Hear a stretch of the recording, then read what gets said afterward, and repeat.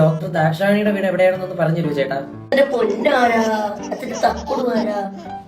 അത്യാവശ്യമായിരുന്നു. ഈ ഡോക്ടർ ദാക്ഷായണിയുടെ വീട് എവിടെയാണെന്നൊന്ന് പറഞ്ഞു ചേട്ടാ.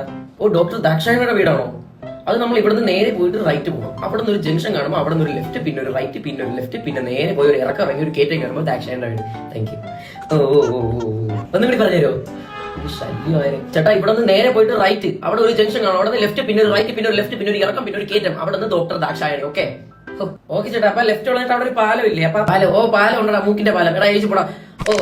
ഓക്കെ ചേട്ടാ, താങ്ക് യു. ഒന്നും കൂടി പറഞ്ഞല്ലോ. ഈ ശല്യമായില്ല ചേട്ടാ, ഇവിടെ നിന്ന് റൈറ്റ് പോണം, അവിടെ ഒന്നും കൂടി പറഞ്ഞല്ലോ. എന്റെ കൈവാക്കുന്ന മാറി പോ. എന്റെ കൊച്ചുകളെ ഉറക്കിട്ട് ഒന്നും കൂടി പറഞ്ഞല്ലോ. എടാ, ഇവിടെ നിന്ന് നേരെ പോയിട്ട് ഒരു റൈറ്റ്, അവിടെ നിന്ന് ലെഫ്റ്റ്, പിന്നെ നിന്റെ അമ്മയുടെ നായ.